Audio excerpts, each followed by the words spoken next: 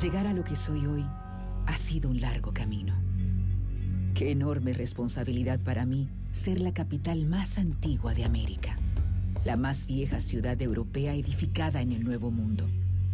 Haber sido el centro de la historia de todo un continente y mantener, aún hoy, el honor de ser la ciudad primada de América. Esta es mi historia, la historia de Santo Domingo.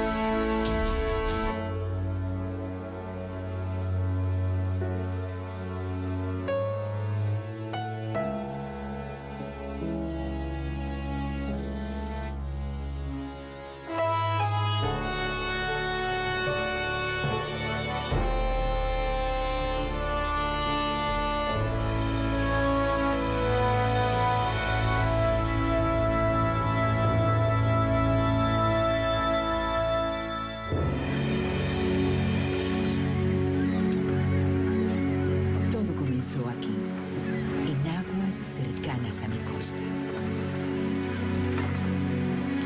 ¡Tierra!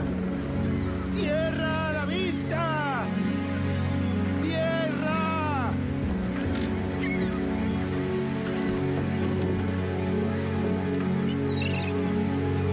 Una civilización desconocida vino desde muy lejos. ¡Tierra a la vista!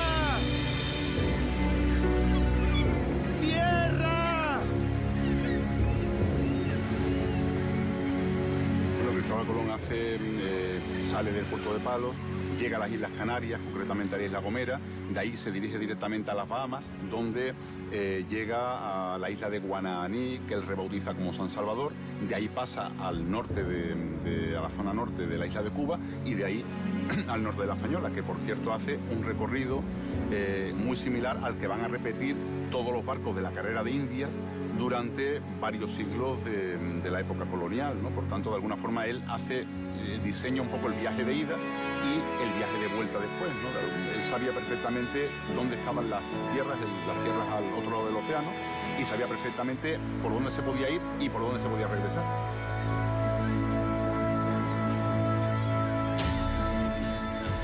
El 5 de diciembre de 1492, aquellos navegantes llegaron a nuestra isla sin saber muy bien dónde estaban ni con lo que se habrían de encontrar.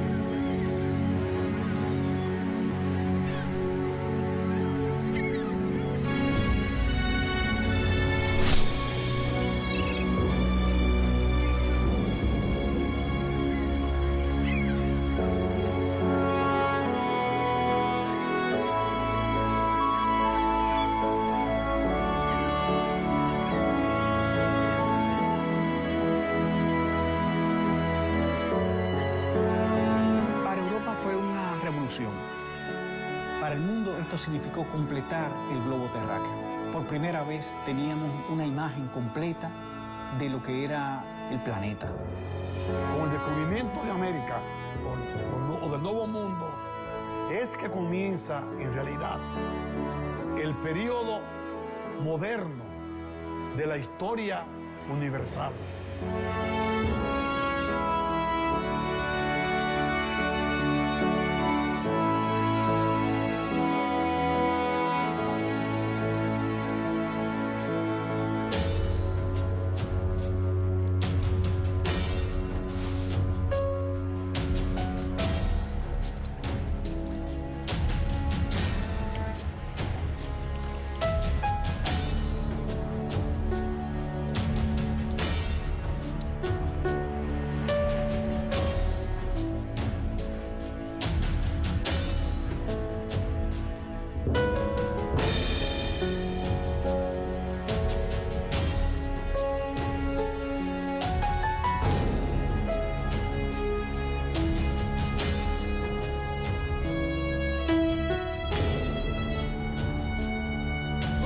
La llegada de Cristóbal Colón al Nuevo Mundo pues cambió realmente la fisonomía del planeta, ¿no?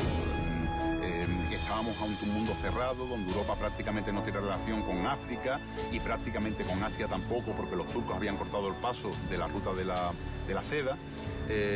Y a partir de la llegada de Cristóbal Colón a lo que sería después América, bueno, pues se rompen todas las fronteras, ¿no? Y lo que era un mundo cerrado pasa a ser un mundo abierto. De alguna forma los océanos dejan de ser fronteras y se convierten en nudos de comunicación, ¿no? Y por tanto empieza el origen de lo que es la globalización que conocemos. ¡Ayúdame! En su acercamiento a la costa, la Santa María había naufragado.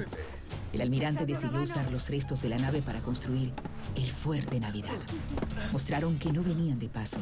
Habían llegado para quedarse y ese sería el inicio. ¡Vamos! Como todas las cosas en la vida hay que estar en el sitio adecuado y en el momento adecuado. Realmente la reina Isabel no había querido saber nada hasta que no cumplimenta un bien superior como era la reconquista de Granada, ¿no? O sea, primero había que unificar la península ibérica y después pensar en una futura expansión. Colón llega en ese justo momento y no es que realmente Isabel estuviera convencida de la viabilidad de ese proyecto, pues los cosmógrafos y los sabios de Salamanca le habían dicho que no era realmente viable, pero Luis de Santángel intervino para hacerle ver que era muy poco el costo de la expedición y por tanto si fracasaba perdía muy poco y era mucho lo que podía ganar si ese, digamos, loco genovés tenía razón y conseguía ganar un nuevo mundo para Castilla.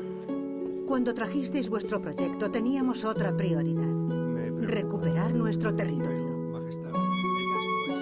Ahora que con la gracia del Señor lo hemos logrado, podemos invertir recursos para buscar otras tierras y ampliar nuestro reino. Enhorabuena. El almirante supo cómo convencer a los reyes de que su proyecto era la forma idónea para llegar a nuevos territorios y para lograr el control de nuevas rutas comerciales. Y así la reina hizo los trámites necesarios para que la expedición pudiese convertirse en realidad.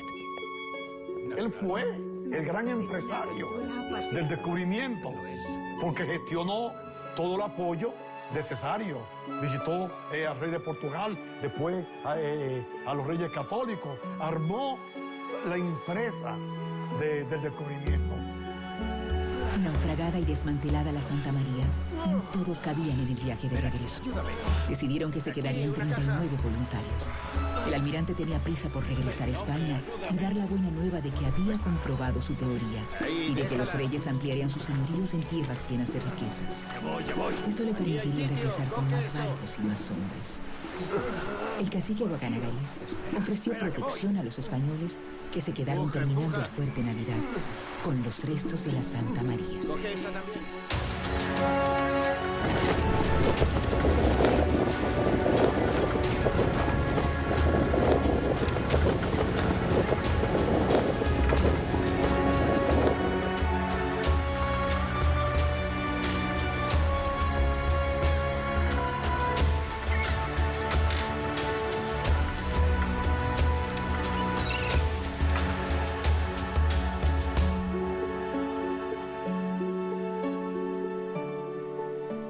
Colón se sentía satisfecho presentando las pruebas vivas de sus teorías. Que las riquezas son abundantes e inimaginables.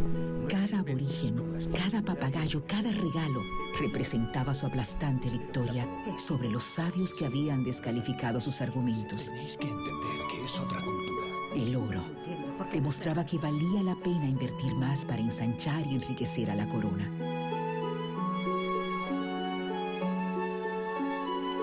Todo estaba listo para la nueva aventura.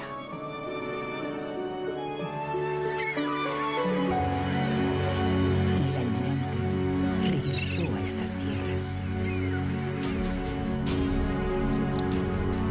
Los que llegaron en este segundo viaje eran otro tipo de hombres. Soldados en su mayoría provenientes de las guerras en España, buscafortunas, aventureros dispuestos a probar suerte. Cuando llegaron, no encontraron recibimiento alguno. Apenas los restos de quienes se habían quedado y habían muerto después de ser atacados por los hombres de Caunabo. Caunabo era de ascendencia caribe y por esta razón se podría estar más inclinado a repeler la presencia de extraños como lo eran los nuevos colonizadores.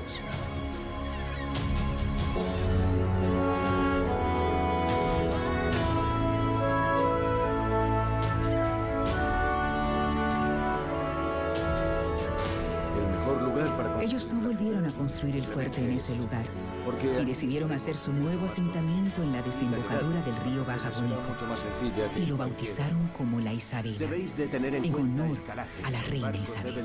La Isabela fue la primera villa española en América, el primer asentamiento, donde se asentaron para comenzar la fase de exploración del territorio.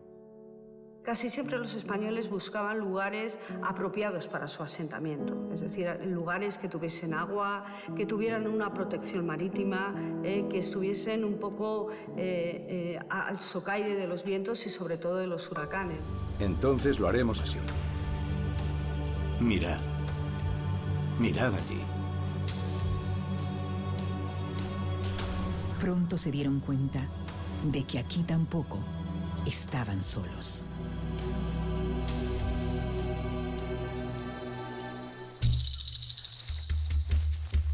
Inmediatamente se integraron con los indígenas de los poblados más cercanos y fueron recibidos como dioses, como solo los mejores seres humanos del mundo son capaces de hacer. La convivencia era el primer paso para conocer. Conocerse era el primer paso para conocer las tierras. Los habitantes son los que conocen sus tierras y saben dónde están para ubicar cualquier riqueza, los alimentos, para ubicar los ríos, para ubicar otros lugares que ellos podían tener interés. Era necesario la comunicación y el intercambio, y un intercambio afable con los indígenas. Había que tener un contacto con la población para conocer la naturaleza de la región. La actitud de ambas culturas de compartir el cielo y las estrellas era una promesa de armonía y de respeto mutuo. Por lo menos, así fue en el inicio. Taíno significa hombre noble y honrado. Eso eran los indígenas que encontró Cristóbal Colón aquí.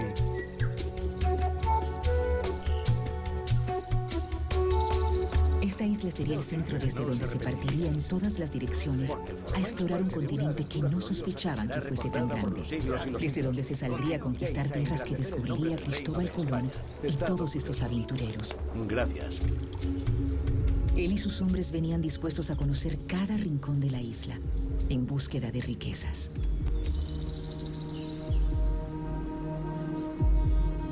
Ten cuidado, Ellos mira eso. enseñaron a los indios los secretos Ahí hay oro. en la búsqueda de oro de aluvión.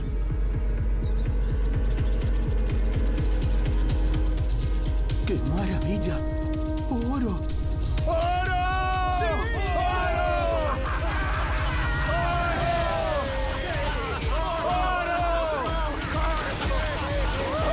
El tema del oro fue importantísimo para Colón. vio un panorama que era de riqueza, de abundancia y que se podía tomar fácilmente, porque eran gente buena que iban a entregarlo sin dificultad.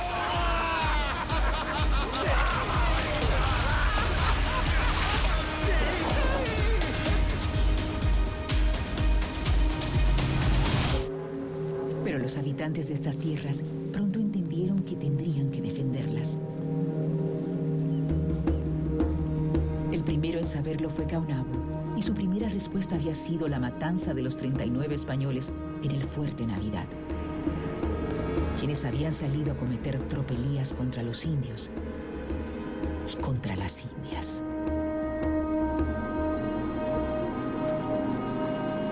Las órdenes de Colón para el apresamiento de Caonabo fueron muy precisas. Y empezó la cacería.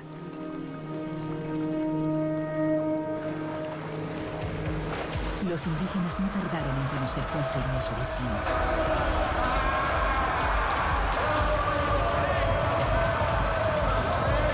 Defender sus tierras a una costa de su propia sangre.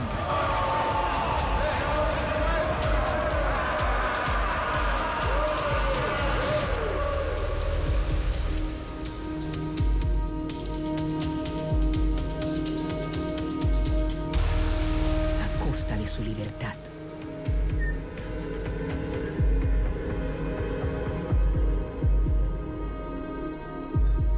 Los españoles estaban dispuestos a todo para hacer fortuna, para vivir aventuras y para enriquecerse de estas tierras. Ese sería para ellos el camino hacia la fortuna material y la gloria terrenal.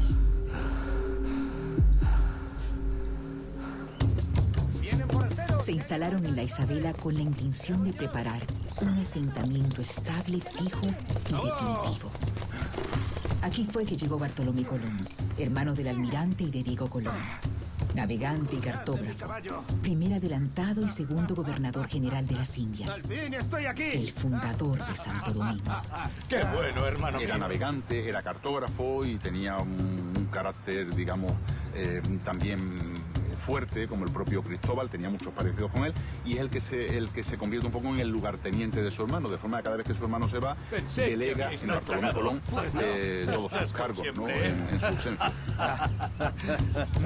La llegada de Bartolomé Colón a la isla habría de traer consigo cambios importantes, entre ellos un asentamiento más definitivo que el de la Isabela. Hermano, qué alegría. Después de la partida del almirante a España, Bartolomé, entre los años 1496 y 1498, se dedicó a buscar un lugar más estratégico para mi desarrollo, incursionando por las aguas del río Sama hasta llegar a su desembocadura.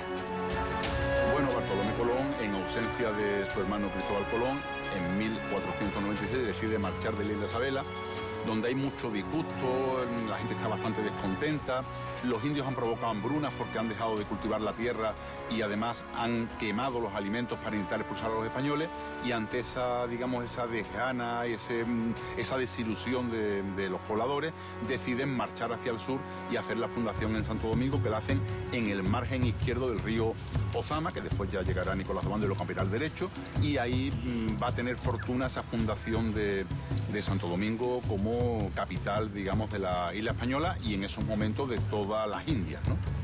Bartolomé Colón encontró aquí el lugar idóneo para establecer la primera capital europea en el Nuevo Mundo. Pero mi nacimiento fue humilde y sencillo. Y como fue un domingo y día de Santo Domingo, Bartolomé Colón así me bautizó. Yo tengo la impresión de que el nombre de Nueva Isabela que se ha mencionado nunca existió.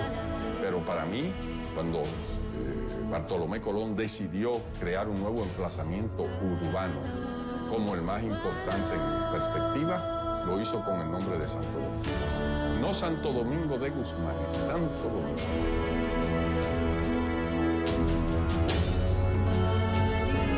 Los españoles se trasladaron a este nuevo asentamiento al que le habrían de poner el nombre que ahora tengo. Y tal como ya lo habían hecho antes, la convivencia con los indígenas fue fundamental desde los inicios.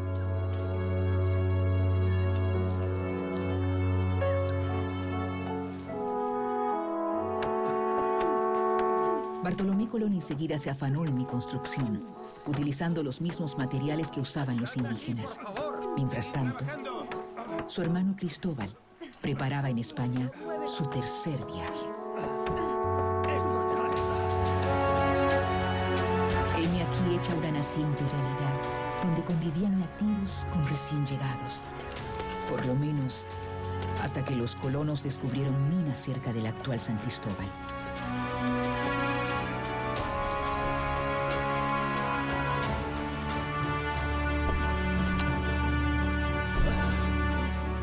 Por instrucciones del almirante, Bartolomé Colón se instaló en el sur para dedicarse a la explotación de las minas. Trabajos que resultaron insoportables para los indios.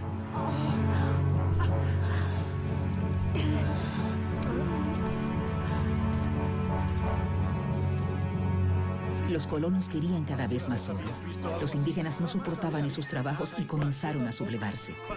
La codicia de los hermanos Colón y el hambre también comenzó a sembrar la discordia entre los españoles. Así se germinó la conspiración de Francisco Roldán contra los hermanos Colón. Desde luego, Colón fue el mejor navegante. Siempre, ahí no hay ninguna duda. Pero como gobernador dejó mucho que desear. La situación se ha vuelto insostenible. Hay más colonos que se mueren de hambre que por luchas contra los indígenas y las enfermedades. Los Colón se creen faraones. Y ellos se niegan a distribuir entre todos los pocos alimentos que quedan en las bodegas. Ellos solo se interesan en buscar tierras y enriquecerse. Si no son capaces de administrar esta isla, que se vayan. O nosotros tendremos que sacarlos. Uno de los errores graves fue que se enfrentó al mismo tiempo a los indígenas, a los que quiso esclavizar, y a los españoles, a los que también quiso someter a un régimen despiadado. La llegada de Colón a la isla no le resulta gratificante. Y por más que trata de poner remedio a los problemas, fracasa en el intento. Esto no puede continuar así. El pueblo se está quejando. No hay manera de hacer fortuna. No hay comida. La gente se está muriendo del hambre. Nos mentisteis. Nos trajisteis engañados. Los únicos que os estáis haciendo ricos sois los Colón, al costo del trabajo de todos nosotros. Eso se ha terminado.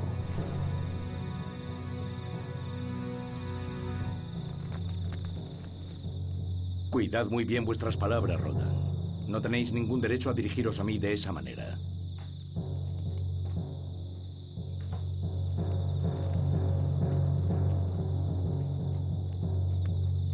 Los tres hermanos tenían motivos para estar preocupados. Las respuestas de la corona no se hicieron esperar. Debemos de tener mucho cuidado con Roldán. No lo perderemos de vista. No, mejor no hacerlo.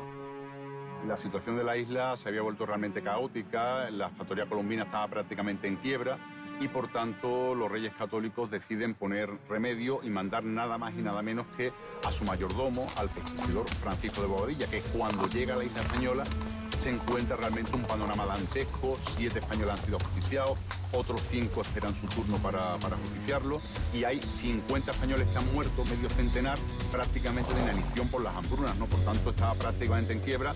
La isla realmente de alguna manera era muy malo y el pesquisidor Bobadilla lo que hace es apresar a los Colón y remitirlos a España.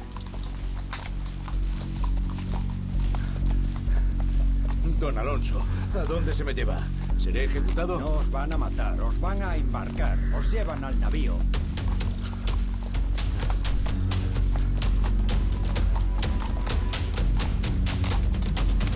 En cualquier caso, Bobadilla no soluciona los problemas de fondo de la isla, solamente parchea y sobre todo toma una decisión que a la corona le sienta muy mal, que es reducir el quinto real al diezmo, ¿no? Sin autorización. Y eso era una cosa que realmente era una prerrogativa regia que no podía tomar un pesquisidor porque a él le parecía una decisión como esa, ¿no? Para nosotros eso sienta muy mal y hace que en muy breve plazo el pesquisidor Bobadilla sea destituido y se mande en su lugar a Fray Nicolás Obando, ya con el cargo de gobernador de las Indias. Obando llega a la isla con una flota de 32 navíos y con todo lo necesario para convertirme en un importante asentamiento humano. Con él llegaron personas de todo tipo y de diversos oficios, hombres y mujeres de todas las edades y hasta familias con todo tipo de animales. Vamos por la izquierda. ¿Cómo pesa esto? Obando tenía instrucciones precisas de los reyes para asentar estructuras políticas, económicas y religiosas como las bases necesarias para la colonización de las Indias. Él llegó con el título de gobernador de las Indias. Con él es que la corona española se plantea iniciar el proceso de colonización de las tierras descubiertas. ¡Qué cansancio! ¡Vamos! ¡Que alguien me ayude! ¡Es agotador! ¡Pesa mucho! Por favor, dejadme pasar. ¿Cuántos quedan? Ahí va.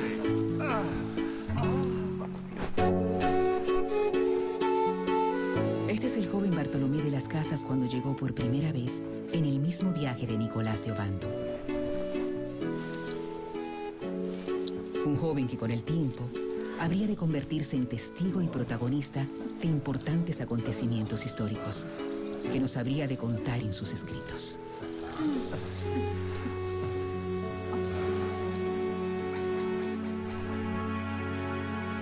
Con el paso de los años me ordené sacerdote en la Orden de los Dominicos y consolidé mi compromiso con la lucha por los derechos de los indígenas.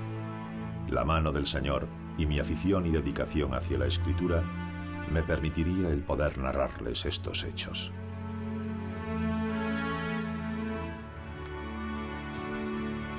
La comida está preparada. Gracias. Ya tenía ganas yo de tomar algo. Vamos. ¿Te gusta? Sí. Acercaos, vamos. Estos hombres se instalaron con los nativos, en sus tierras y en sus bohíos. También compartieron sus alimentos, sus aposentos, todo. Y los convirtieron en esclavos a pesar de su proclamado propósito de evangelizarlos para atraerlos a la fe cristiana. Será conveniente beber más.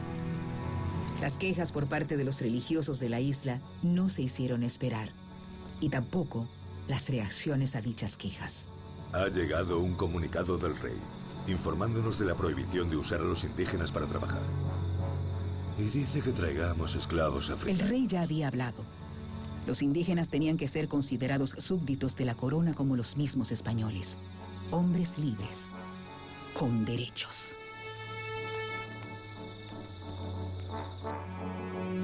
Yo, que en aquella época también tenía indígenas a mi servicio, vi cómo nadie obedeció las órdenes de la corona.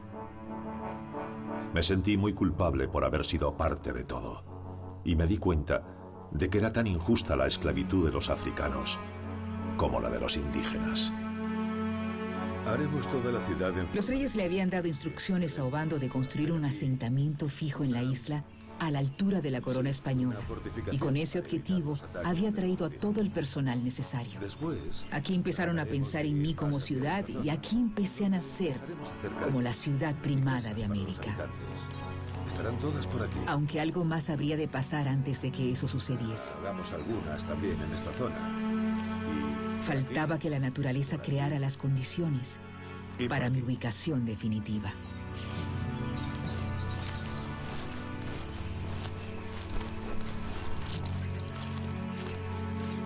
¿Qué es lo que sucede, capitán? De sobra sabe vuestra merced que sus barcos con Colón a bordo no pueden atracar en estas tierras. Colón tenía prohibido tocar la española, pero el almirante sabe que vendrá un huracán y envía a su capitán Terreros para pedir a Obando que le autorice a refugiar en la ría de los Sama las 4 carabelas de su cuarto viaje y que proteja su flota. Me envía el almirante para informarles que están corriendo un grave peligro. Dice él que según sus estudios y cálculos se aproxima una gran tormenta, quizá la más grande que nosotros hayamos visto nunca. deben poner sus barcos y su gente a buen resguardo. Ovando creyó que se trataba de una estratagema de Colón para violar la prohibición dispuesta contra él por los reyes. Sigamos. Y no le hicieron caso.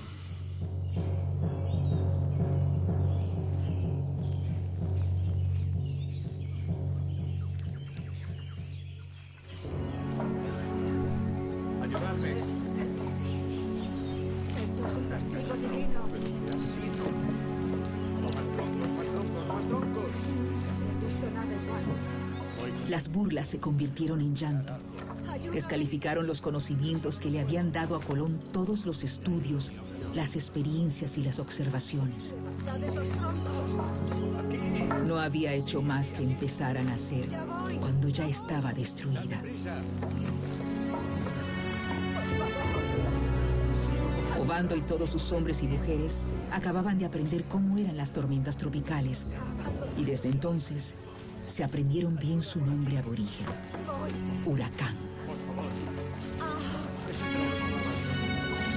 Devastados, indígenas y españoles trataron de recuperar lo poco que quedaba en pie, sin mucho éxito.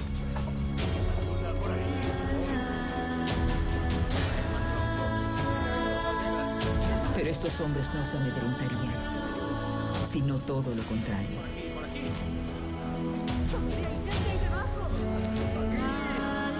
Fue el momento para tomar nuevas decisiones, tomar nuevos bríos y, sobre todo, una nueva visión sobre mi nacimiento y desarrollo. Esta vez, al otro lado del río. Esa fue la nueva cuna para mi nacimiento. A mi juicio, primero la existencia de agua del lado occidental del río, en la banda occidental. Eso era crucial. Seguramente era más cómoda desde el punto de vista del intercambio comercial, del acceso de los buques. Y luego no había que cruzar el río para el grueso de los establecimientos mineros que se encontraban en Jaina. En Jaina y luego los de La Vega, por supuesto, más lejos todavía. Ya comenzaban a explotarse las fuentes de los ríos del Cibao. De manera que Santo Domingo ofrecía indudables, es decir, la margen occidental del río ofrecía indudables ventajas sobre Señor, os recomiendo que empecemos a construir. Ovando decidió trazar una ciudad entera a la altura de las de España. Una ciudad europea en el Nuevo Mundo. Como las de Europa. Ahí está bien. Quizá en esta zona también.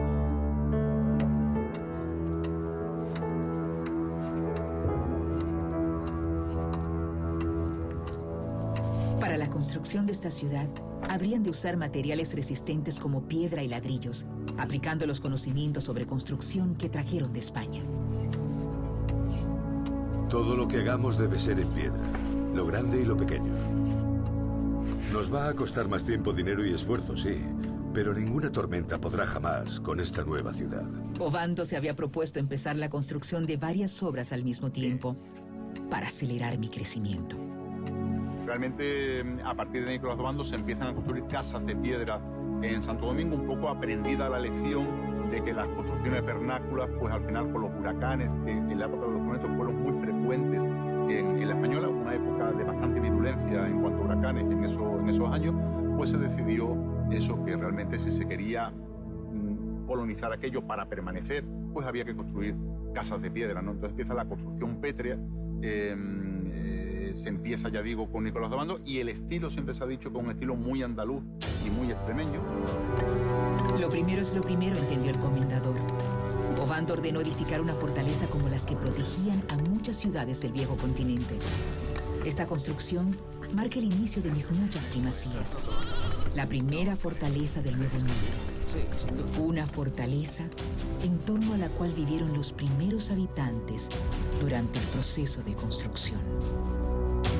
En esta fortaleza, que fue declarada por la UNESCO como Patrimonio de la Humanidad en 1990, junto al Alcázar, Museo de las Casas Reales y la Catedral, a lo largo de la historia llegaron a ondear banderas de España, Francia, Inglaterra, Haití y Estados Unidos. siendo convertida en lugar público por el presidente constitucionalista Coronel Francisco Caamaño. Convertida en prisión varias veces, albergó prisioneros importantes. La gran cantidad de plagas y enfermedades desconocidas, tanto para los nuevos habitantes de la isla como para los indígenas, hicieron que Obando se plantease la construcción de un gran hospital. Este sería el primer hospital de este lado del océano. El hospital tendría integrada otra primacía, el primer templo de piedra de América. ¿Qué es lo que ocurre? Que esos asentamientos, y debido a los huracanes y sobre todo a las epidemias, porque el gran problema desde el primer momento que se nos plantea en América es que las ciudades son muy problemáticas para acumular población, porque estas ciudades, al acumular población y a concentrarse población, pues enseguida se producen epidemias, falta de recursos, es decir, siempre las hambrunas llevan, o sea, como consecuencia directa son las epidemias.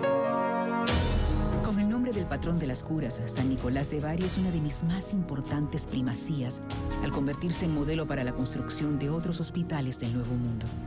Además de la capilla que ocupaba una de las naves, habían otras dos en donde ya en 1522 se podían atender a más de 60 personas por día. Sin embargo, a mediados del siglo XVIII, el lugar fue abandonado y aún hoy se desconocen los motivos.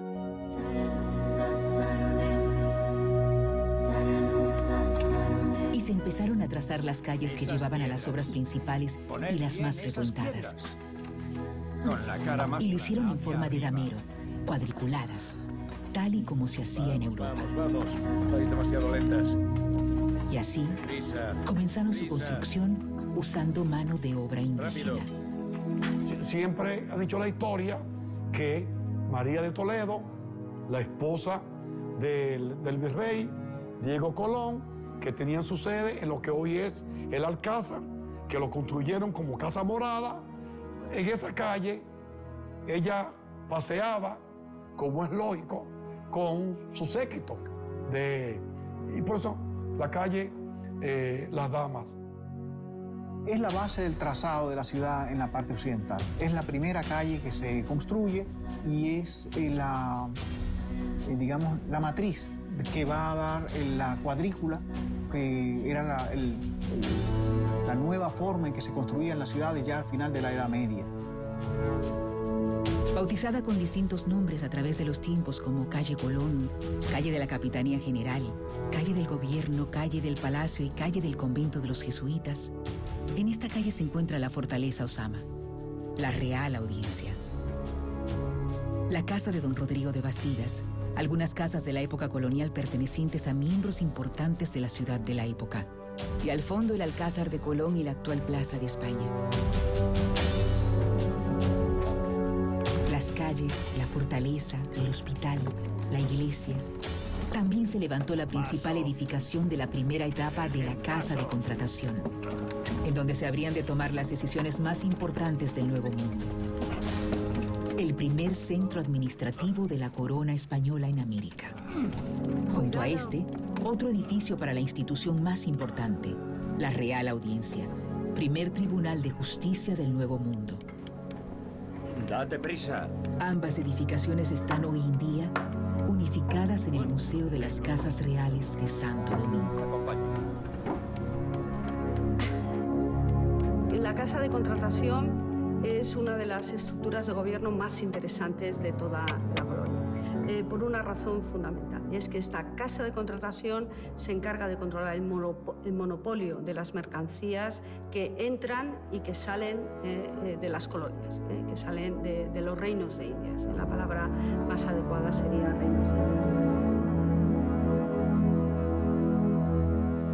Esta construcción, compuesta por dos edificios que se unen entre sí y que albergaron la Real Audiencia, el Palacio de los Gobernadores y la Contaduría General, sirvió también como morada de personajes importantes como Bartolomé Colón y el general francés Louis Ferrand, entre otros.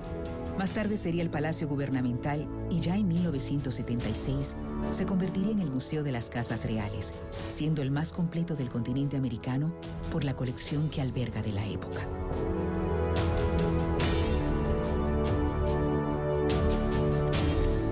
Las edificaciones de la corona prometían una gran ciudad, y eso estimuló a la gente que empezó también a construir sus viviendas, esta vez de piedras y de ladrillos, como siempre lo habían hecho en sus tierras de origen. Se empeña en que se haga una construcción sólida, que se respeten las zonas públicas, siempre construcciones de piedra. Y después, por supuesto, el estilo de esas casas, que todavía muchas de ellas quedan en el Santo Domingo colonial, son muy al estilo andaluz y muy al estilo extremeño, bueno, porque la mayor parte de los pobladores eran extremeños y andaluces, y la mayor parte de los adarifes y de los albañiles eran, pues, sevillanos o extremeños, ¿no? Con alguna excepción, ¿no? Como el cántabro Rodrigo de Liendo, ¿no? Pero no tiene nada de particular que las casas de Santo Domingo de la época colonial, del siglo XVI, recuerden a las casas sevillanas o a las casas de la Extremadura natal de Nicolás Obando.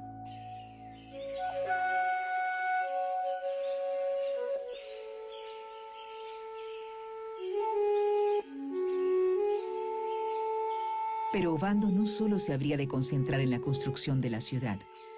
En el cacicazgo de Jaragua y bajo el dominio de la cacica Anacaona, los españoles participaron de un encuentro organizado en su honor por parte de los caciques indígenas. Es una mujer culta, era una mujer, según las descripciones, muy bella, que era capaz de recitar areitos y que tenía, sobre todo, tenía un gran respeto, o sea, se le respetaba mucho en la sociedad y en su cacicazgo. Anacaona había mandado a convocar a los señores más importantes de su reino a que viniesen a Jaragua para recibir y hacer reverencia a los cristianos. Un encuentro fraternal digno de reyes. Por lo menos, hasta la señal de Nicolás de Obando.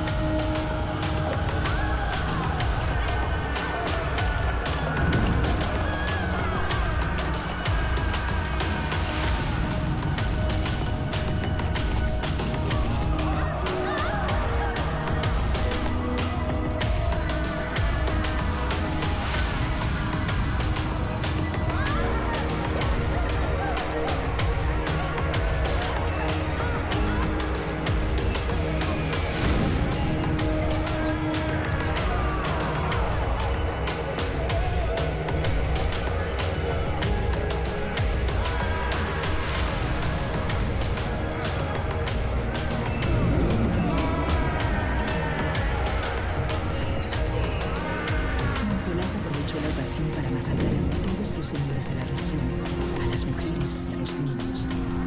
El pretexto que publicaron más tarde fue que los indios se querían alzar y matar a los cristianos.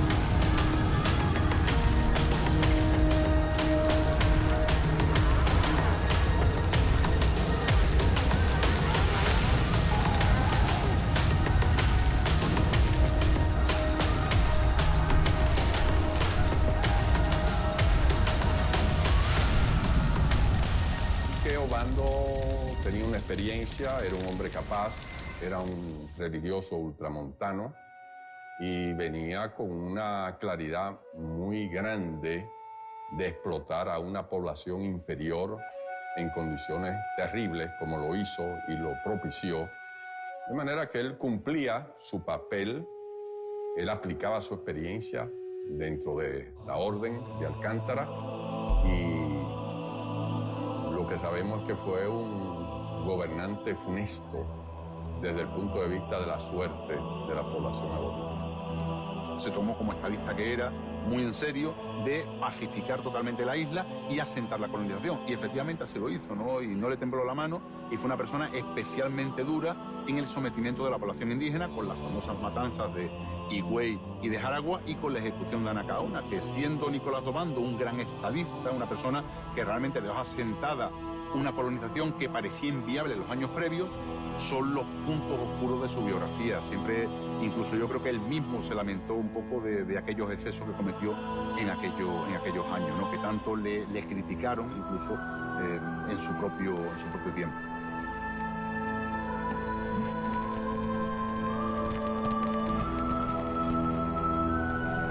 A 4 años de su llegada a la isla, solo quedaban 60.000 indígenas.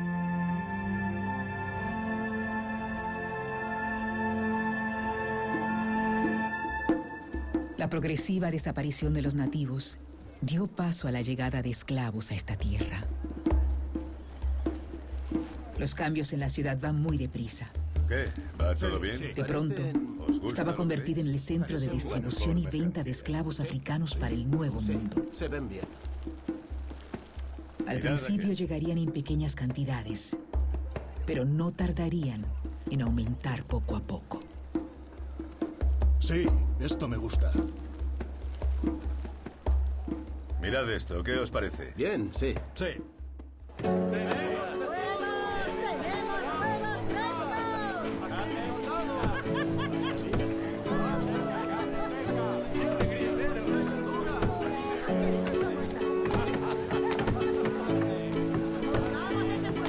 Con el paso del tiempo continué creciendo. Cada vez llegaba más gente, unos a quedarse y otros de paso hacia otras tierras recién descubiertas.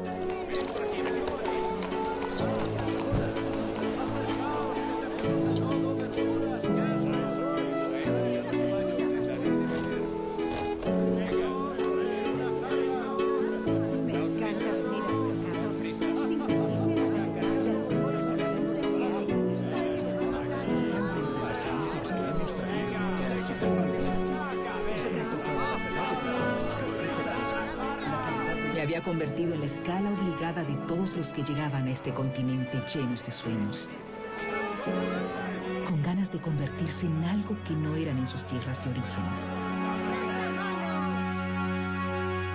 Por aquí pasó Alonso de Ojeda, hombre de confianza de Cristóbal Colón y quien habría de enfrentar y vencer a Caonabo.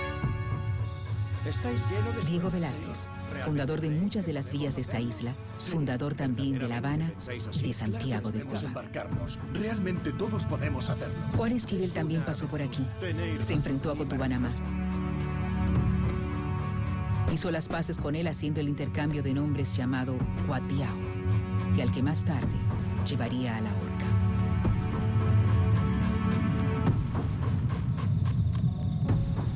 Juan de la Cosa, el creador y dibujante de la imagen de un nuevo continente.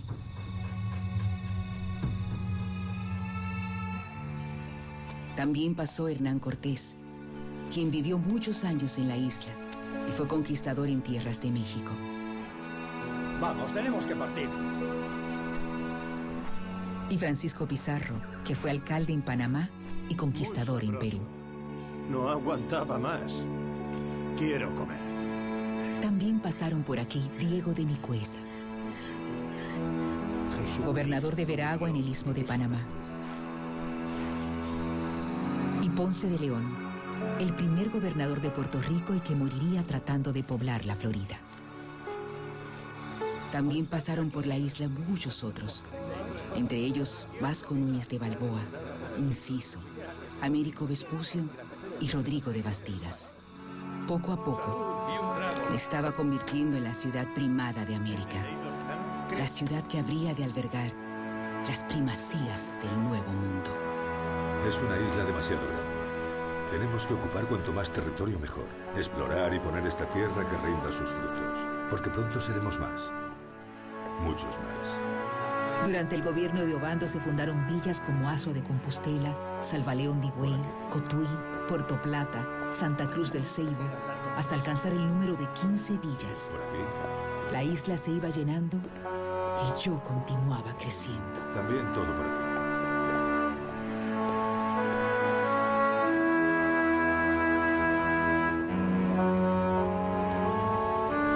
Los españoles continuaron usando los conocimientos de construcción que trajeron de Europa para levantar todas las edificaciones que yo necesitaba para convertirme en la ciudad que los reyes le habían ordenado construir a Obando.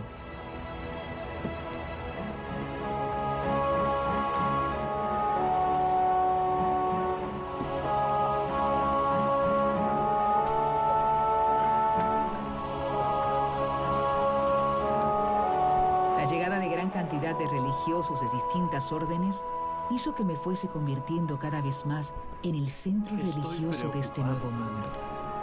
Las obras van con calma, hermano. Ojalá Obando cumpla con su palabra de terminar este año. Los franciscanos ya tenían un pequeño monasterio del otro lado del río. He dedicado muchos recursos a esto, pero aún falta. Así, con el traslado a esta orilla y una vez seleccionados los terrenos, Obando mandó a construir el primer gran monasterio Las de cosas América. van a buen ritmo, padres. Pero deberíamos darnos más prisa. Poco a poco me estaba convirtiendo, no solo en la ciudad primada de América, sino en la ciudad que habría de albergar muchas de las primacías del Nuevo Mundo. En 1586 fue saqueado por el pirata Francis Drake. Su estructura sufrió daños debidos a 2 grandes terremotos, batallas y también durante la dominación de los haitianos. Fue sede del leprocomio y manicomio Padre Villini, y a través de su tina se distribuye el agua a los habitantes de la zona colonial a través del primer acueducto de la ciudad.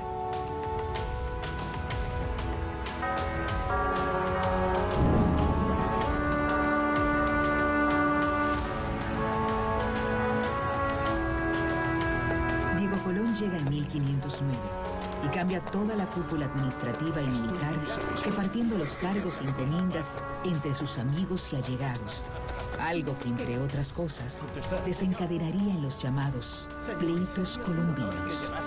Buscando expandir el territorio y colonizar nuevas tierras, nombra gobernadores en San Juan, Cuba y Jamaica. Su política hacia los indios fue muy dura, siendo enfrentado en varias ocasiones por los dominicos. Su gobierno generó tantas confrontaciones que fue destituido por el rey en 1515.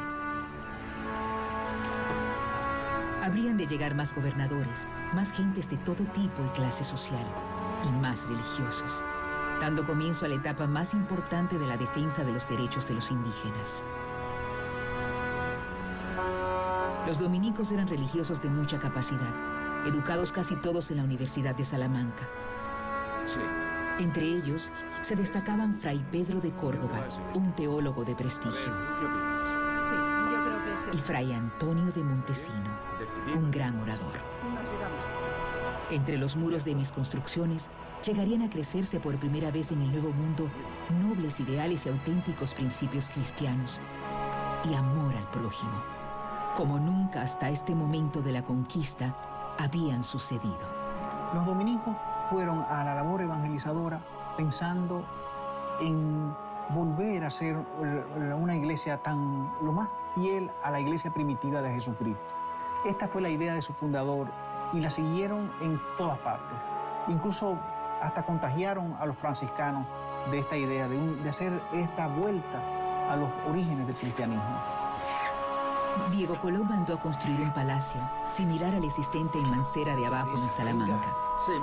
Un palacio que tendría 55 habitaciones, siendo la única residencia conocida de algún miembro de la familia Colón, además de la casa natal del almirante en Génova. Este sería el primer palacio virreinal del Nuevo Mundo.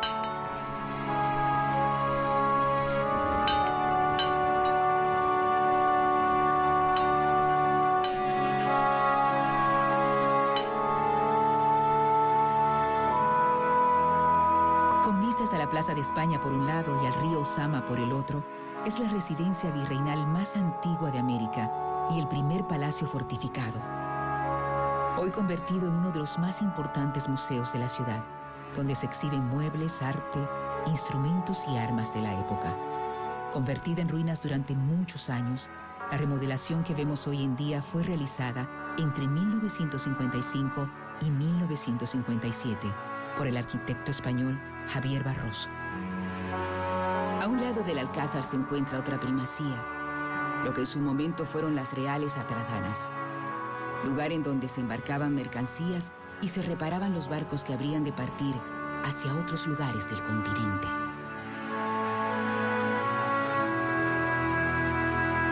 Las mercancías llegan cada vez Mi con más importancia frecuencia. continental Tenéis razón. no dejaba de crecer. Está creciendo.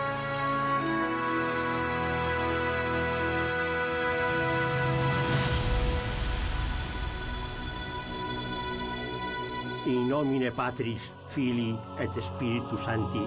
Amén. La proclamada evangelización se había reducido a un pretexto. La difusión de la fe cristiana quedó sepultada en las minas. Cuando Fray Pedro de Córdoba quiso presentarse al virrey, le dijeron que éste había salido para Concepción de la Vega porque había fundición de oro. Allí se personó el superior de los dominicos, quien llegó a tiempo para asistir a una misa. Pero les resultó notorio que entre los feligreses ¿Dónde están? no había un solo indio. ¿Dónde están los siervos del Señor? Aquellos que fueron el verdadero y único motivo por el cual estamos en estas tierras. ¿Dónde están los llamados a recibir la palabra? ¿Por qué solo están aquí los adinerados y los señores de la corona y no están también sus vasallos? Fray Pedro de Córdoba dispuso entonces que se realizara una misa al día siguiente y que se garantizara la presencia de los indígenas. Él sería el oficiante. Ese respeto por la cultura de los otros, por la libertad de los otros, por los bienes de los otros, era lo que estaba en juego. Y la luz se hizo. De la misma forma creó el cielo. Impartió la misa sentado junto a los indios con ayuda de los traductores y les explicó los fundamentos de la fe católica, despertando el interés de los nativos. Y cuando caminamos en tinieblas, esa luz habrá de guiar nuestro camino. El esquema de la explotación del indio que se monta desde Colón, pero sobre todo Bobadilla, y que ya lo perfecciona Obando, y que tiene todas sus fundamentaciones legales con las diversas cédulas que a inicio del mandato de Obando se recibe desde España. Entonces perfecciona un esquema que Diego Colón no se plantea alterar. Más bien lo que viene es una lucha de grupos en que los pertenecientes a la camarilla de Obando se resisten a los intereses del virrey.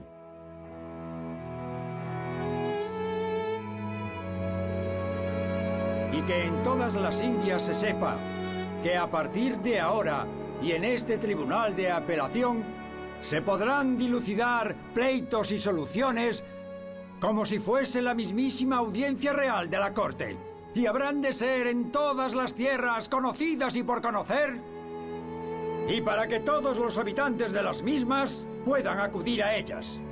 La corona española ordenó que yo albergara también el primer tribunal del Nuevo Mundo, el Tribunal de Apelación, que con el tiempo se llamaría la Real Audiencia y Cancillería de Santo Domingo. Una Real Audiencia estaba compuesta por el gobernador, que era, generalmente podía ser el virrey, que era el presidente de la audiencia, que también tenía las atribuciones de capitán general, tenía fiscales, tenía oidores, que son los jueces, tenían escribanos, pero lo que me interesa de esta institución es que esas atribuciones no solo eran de índole penal, sino que también gobernaban. Era una institución que lo que se encargaba era de administrar la población americana. Y todos deberán respetar las leyes de la corona, y los que no lo hicieren deberán someterse a la justicia que habrá de administrarse a partir de ahora en toda la isla de la Española.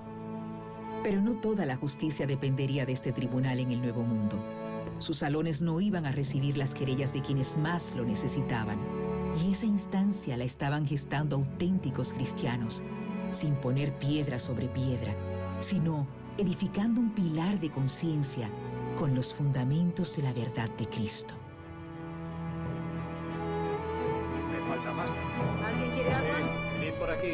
Más sacos, por favor. Ya voy.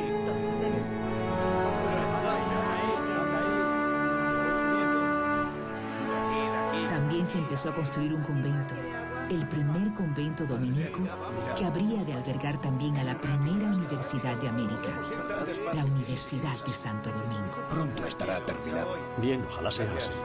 Allí iremos dejando los materiales que sobran. Con mezclas de estilos gótico, barroco y gótico isabelino, y siendo la primera construcción católica del Nuevo Mundo, es el lugar donde Montesino hizo su defensa de los derechos de los indígenas cuando apenas era una pequeña capilla.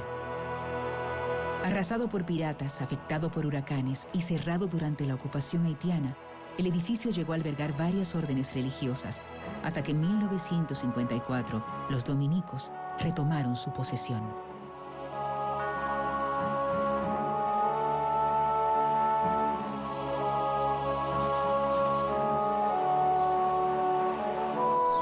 Y llegaron a la isla muchos más frailes dominicos y franciscanos con el propósito de hacer realidad la evangelización.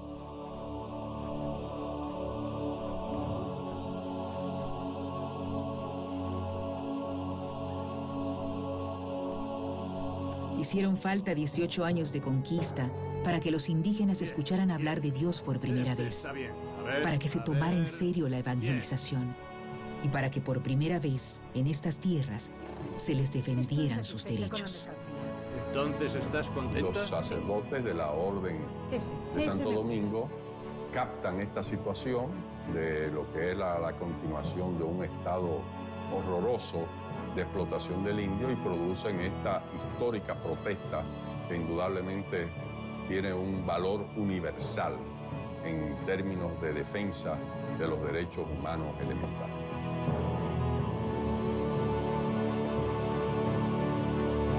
Los dominicos sabían que había que llamar la atención de las autoridades de la isla sobre la problemática indígena.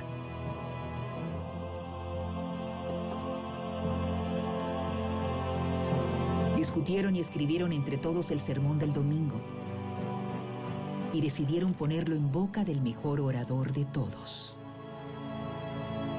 Tenemos que hacer valer las instrucciones de nuestro Santo Padre. Tenemos que lograr que estos nobles señores entiendan que se están haciendo ricos a costa de la vida de los que son como ellos y como nosotros. El contenido del sermón fue firmado por todos los miembros de la Orden Dominica.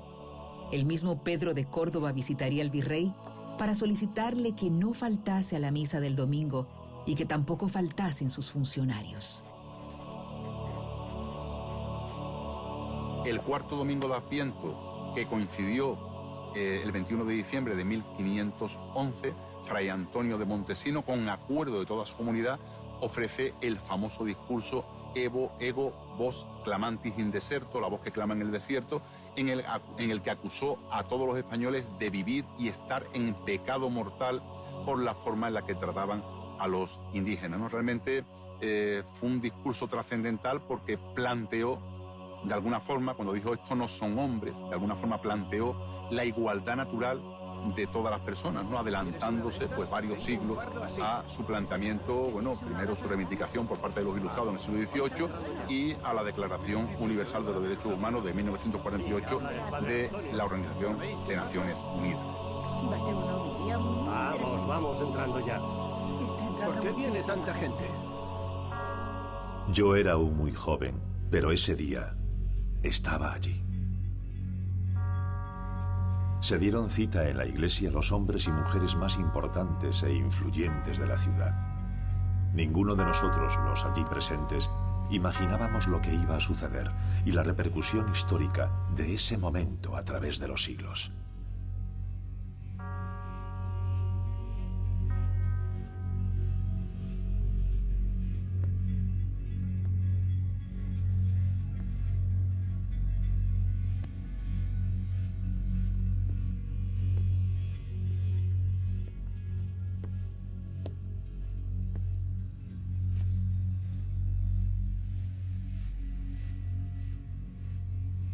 Ego vos clamatis in deserto.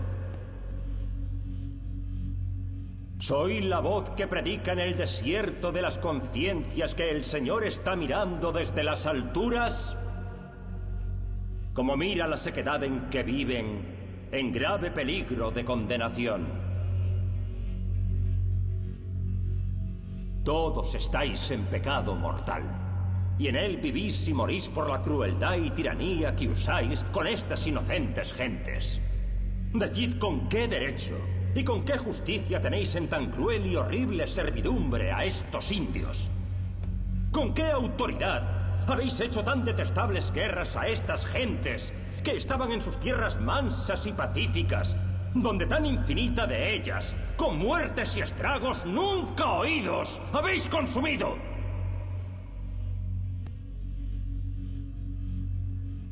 ¿Cómo los tenéis tan opresos y fatigados, sin darlos de comer ni curarlos en sus enfermedades, que de los excesivos trabajos que les dais incurren y se os mueren? Y por mejor decir, los matáis por sacar y adquirir oro cada día. ¿Pero esto qué es? ¿Qué está diciendo? ¿Y qué cuidado tenéis de que los doctrinen y conozcan a su Dios y Creador? Sean bautizados, oigan misa, guarden fiestas y domingos.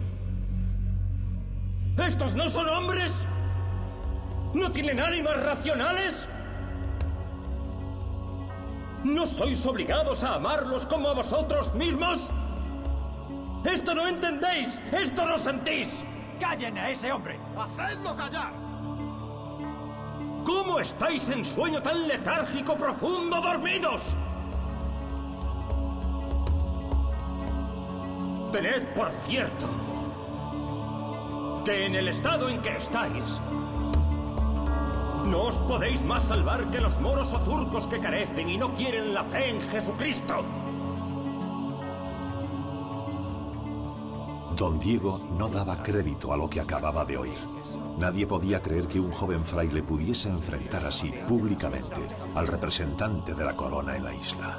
A partir de ahí, España comienza a cuestionarse, España, la legitimidad de la conquista y la colonización de América. Fue la primera defensa pública de los derechos humanos en la historia de la humanidad, Oriente y Occidente. Lo recuerdo como si fuese hoy mismo. Ese día la ciudad no estuvo tranquila. Todos hablaban de lo sucedido. Entre las paredes del palacio, la indignación y la humillación pública no dejaban descansar a don Diego Colón. ¿Te gusta? Sí, me gusta mucho. Vámonos. ¡Abrid! ¿Cómo habéis osado semejante atrevimiento? ¿Cómo os habéis atrevido a hacerme esta humillación? ¿Quién era ese cura? Llamadlo y traedlo para que me escuche. Yo soy el responsable de todo lo que ha dicho en el púlpito ese cura, como vos le llamáis. Decidme a mí lo que le tenga que decir. Oídme bien. El cura ese tiene que volver a subir al púlpito el domingo para retractarse y pedirnos disculpas. ¿Me habéis entendido bien? ¡Ese mismo cura! Yo me encargaré de que el domingo no falte ningún español.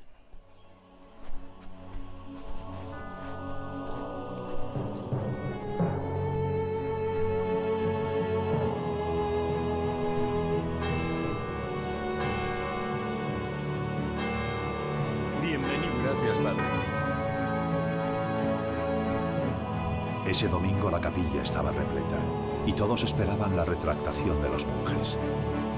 Diego Colón se había encargado de que todos fuesen a oír cómo aquellos hombres de Dios se rendían a sus pies.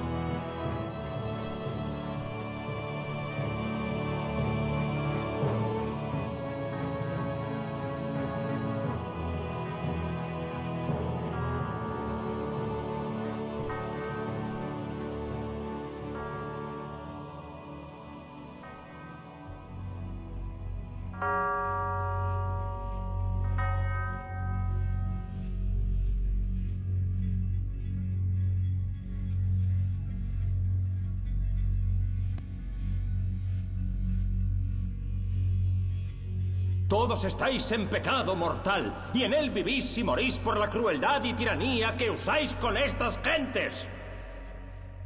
¡Qué escándalo! Decid con qué derecho y con qué justicia tenéis en tan cruel y horrible servidumbre a estos indios que estaban en sus tierras mansas y pacíficas. Ninguno de los que estábamos en la iglesia ese domingo esperaba semejante respuesta de los dominicos. Ni siquiera yo, que en esa época también me beneficiaba de tener esclavos indígenas y de ser un encomendero. La importancia de este segundo sermón es que si no se produce este segundo sermón, no estaríamos hoy hablando del primero. Ratifica lo del primero y le da entonces impulso a esta lucha por la justicia que se estaba iniciando en este momento. Probablemente sea la homilía que más ha influido en la historia de la humanidad después de la de Jesucristo en la Última Cena, o sea, porque realmente tuvo una repercusión importante y sentó las bases o dio comienzo al inicio de una defensa de los derechos de esa población indígena, que en muchos casos no llegó a la práctica, a ponerse en práctica por diversas circunstancias, por diversos intereses económicos, pero digamos que lo que dejó a nivel teórico las leyes de Indias en defensa de la población desfavorecida fue realmente muy notable. Por tanto, el Sermón de Montesinos fue un hito en la historia de la defensa de los derechos humanos. La lucha por esos derechos no habría de detenerse jamás.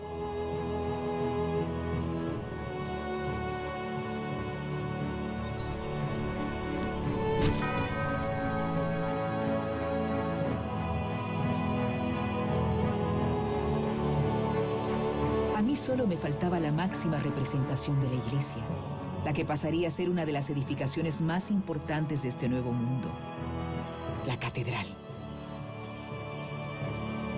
Tardaron mucho en comenzar la construcción. No la empezarían hasta 1519. Y pasaron muchos años antes de lograr terminarla y consagrarla en 1541. Albergando yo así la primera catedral metropolitana y primada de América.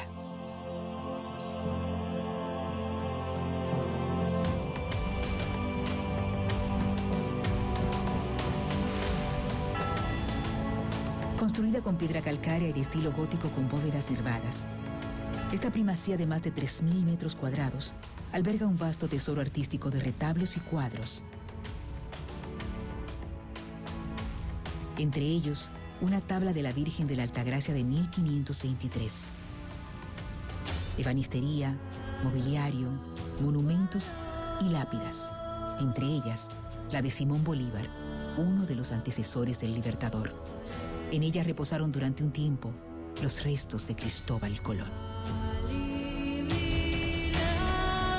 Con el tiempo también me construyeron la primera universidad del Nuevo Mundo, la Universidad de Santo Domingo, más tarde llamada Universidad de Santo Tomás de Aquino, donde se prepararon los catedráticos que irían más tarde a fundar universidades en otros países de América. La universidad, que fue la primera de la ciudad y la primera del Nuevo Mundo, es la Universidad de Santo Domingo. Así fue creada, con ese nombre fue creada por el Papa Paulo III en 1538. La primera, y por eso se llama la Universidad Primada de América, va a ser la de Santo Tomás de Aquino. Es la más antigua, ha tenido un proceso no continuado, como otras universidades, por ejemplo la de San Marcos de Lima, pero sí se puede considerar que es el primer estudio general que tenemos en América. La Universidad de Santo Tomás de Aquino pues impartían clases de cánones, de teología, o sea, eran las asignaturas que se impartían y utilizaban además el modelo de dos universidades, esta, la de la Universidad de Salamanca, fundada en 1218, y también la de Alcalá de Henares. Esta universidad estableció también otra importante primacía para mí: Santo Domingo como primer centro del saber en el Nuevo Mundo, porque en ella se formaron los catedráticos que luego fueron diseminados por las demás colonias, donde se fueron fundando otras academias superiores. El conocimiento heredado de las universidades de la madre patria habría de difundirse por todo el continente. Sí, todo va bien. Bueno. Originalmente en esta universidad solo se impartían 2 o 3 materias como teología y latín. Cambió de nombre varias veces e incluso fue cerrada en 1822 cuando el presidente haitiano Boyer invadió esta parte de la isla. Durante la era de Trujillo, se fundó la ciudad universitaria y se construyeron los edificios de las distintas facultades.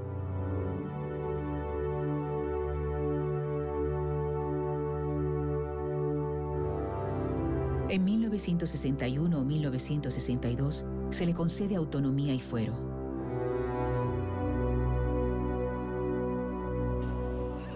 El buen Pedro de Isla, hombre de Dios y de negocios, preocupado por los indígenas, mandó buscar a todos los lucayos que quedasen vivos en las islas del Caribe para traerlos a la Española e intentar con ellos una comunidad dándoles tierras, ropas y algo en lo que creer. Tardaron 3 años y solo hallaron 11 personas que yo mismo pude ver y conocer. Eran hombres, mujeres, muchachos y un viejo de 60 años o más.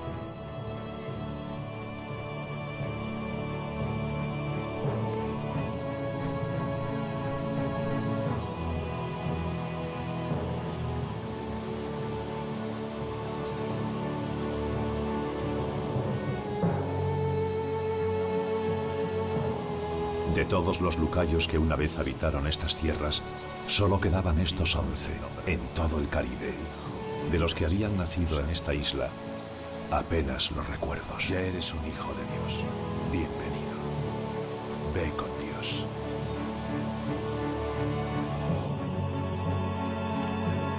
Tratamos de conocer de dónde venían, cómo había sucedido todo, qué había sido de ellos. Estaban solos. Eran los últimos y no quedaban más. Se les dieron tierras, ropas y algo de confianza. Yo los confesé, les administré la comunión y vería la muerte de todos ellos después de que fuesen bautizados e instruidos en nuestra fe.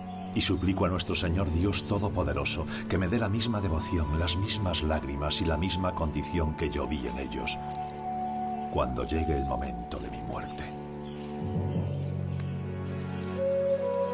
El viejo tenía un aspecto venerable, fuerte de cuerpo y el rostro autoritario y reverendo. Tú también.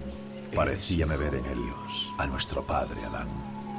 Créeme, hijo. Las Bahamas fueron consideradas islas inútiles por los españoles y por tanto su población, la población lucaya, susceptible de ser esclavizada y deportada a los grandes centros de producción. Según el padre de las Casas, esclavizaron a 40.000 lucayos. Probablemente la cifra sea exagerada y haya que hablar de 20, 25.000. Pero realmente hubo un auténtico genocidio porque se sacó toda esa población que no estaba acostumbrada a trabajar y, bueno, murió en la travesía o en los meses y años inmediatamente posteriores a la llegada a Santo Domingo o a otros núcleos de producción, ¿no? Cuenta el padre de las Casas que se podía seguir el rastro de esos barcos por los cadáveres que iban tirando por la borda, ¿no? Realmente fue un verdadero genocidio y dice irónicamente el padre de las Casas que pronto las islas lucayas quedaron habitadas por flores y pájaros, ¿no? O sea, quedaron totalmente deshabitadas, ¿no? Con esa política de llevar esos indios de esas islas inútiles de los españoles a los grandes centros de producción.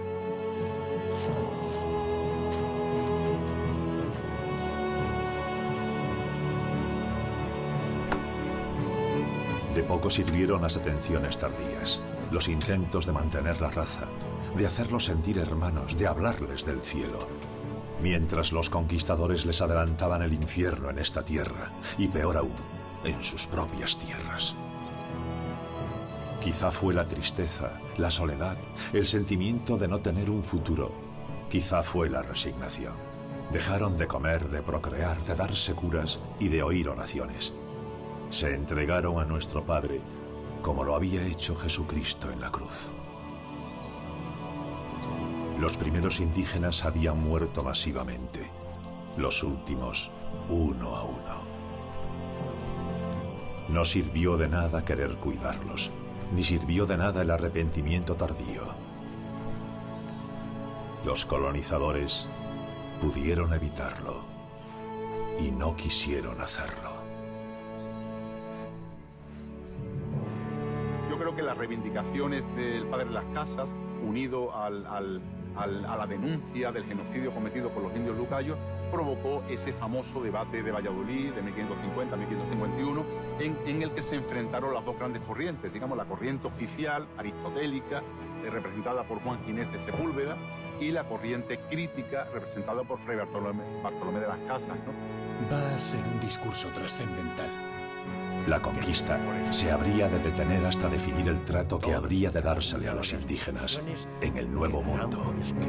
El Papa y el Rey de España dieron instrucciones para que se celebrase un debate lo más pronto posible. La cita fue en Valladolid. Ahí yo habría de defender los derechos de los indígenas.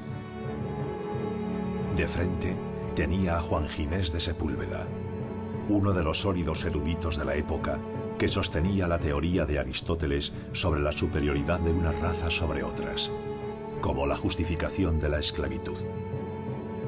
Lo enfrenté, sin embargo, con la seguridad que me daba sustentar la verdad cristiana y mi cargo oficial como defensor de los indios.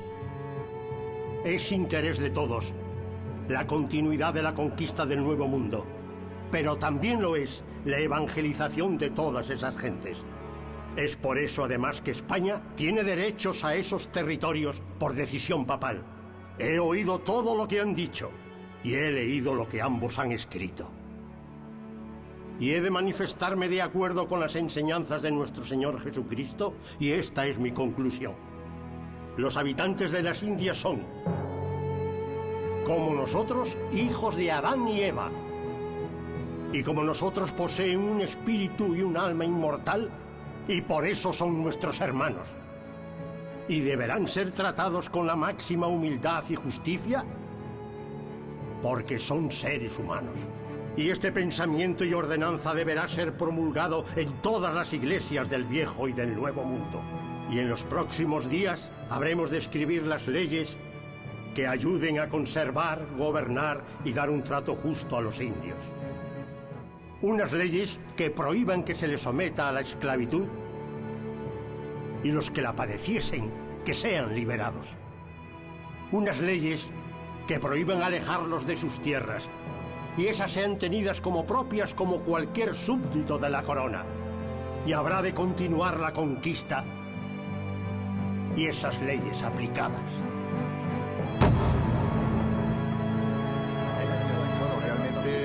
Los debates de Valladolid tuvieron un efecto práctico, ¿no? Y de alguna forma, en adelante, ya digo, se habló de pacificación y no se habló de conquista, pero también es cierto que se tomaron determinadas medidas para intentar evitar, digamos, excesos que habían cometido los españoles con anterioridad, que realmente fue eficaz para conquistas como la de la isla Filipinas, como algunas conquistas que todavía quedaban por hacer, pero ya era tarde para territorios como los de la Española o como de las Antillas, donde realmente se condenó a una extinción prácticamente a la civilización taína.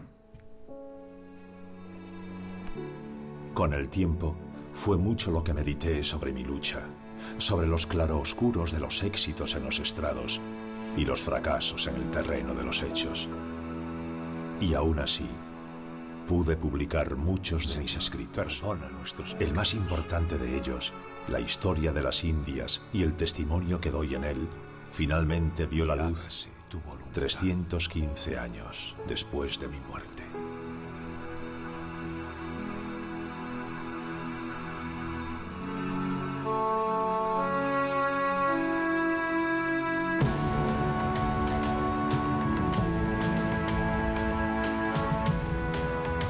La aventura de aquellos hombres fue solo el comienzo. Han pasado 5 siglos desde que nací como una aldea de casas de paja y me convertí en la puerta y llave de las Indias, ciudad primada de América, la del primer hospital,